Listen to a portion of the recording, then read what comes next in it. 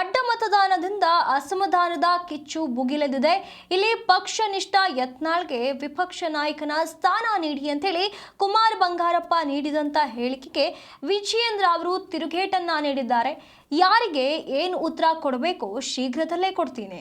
ಪುಕ್ಸಟೆ ಹೇಳಿಕೆಗಳನ್ನ ಕೊಡೋರು ಜಿಲ್ಲಾ ಪಂಚಾಯತ್ ಚುನಾವಣೆಗೆ ಬರಲಿ, ಮೊದಲು ಅದರಲ್ಲಿ ನಿಂತು ಗೆದ್ದು ತೋರಿಸ್ಲಿ, ಅದಾದ ಮೇಲೆ ವಿಪಕ್ಷ ನಾಯಕನ ಸ್ಥಾನ ಕೇಳೋದು ಆಮೇಲಿನ ಮಾತು ಅಂತ ಹೇಳಿ ಕುಮಾರ್ ಬಂಗಾರಪ್ಪ ಅವರಿಗೆ ವಿಜಯೇಂದ್ರ ಅವರು ಟಕ್ಕರನ್ನ ಕೊಟ್ಟಿರುವಂತದ್ದು.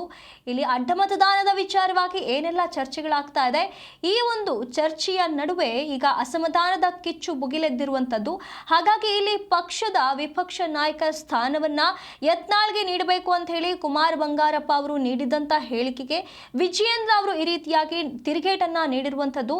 ಇಲ್ಲಿ ಸಮಯ ಬಂದಾಗ ಎಲ್ಲದಕ್ಕೂ ನಾನು ಉತ್ತರ ಕೊಡ್ತೀನಿ ಅಂತ ಹೇಳಿ ವಿಜಯೇಂದ್ರ ಅವರು ಹೇಳಿರುವಂತದ್ದು.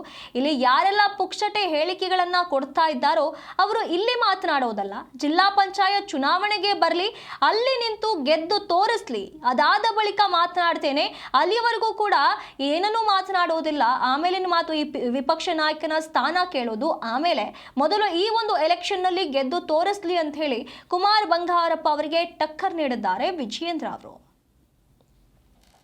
ಮಹೇಶ್ ತೆಂಗಿನಕಾಯಿ ಅವರು ಕೊಳ್ಳೇಗಾಲದ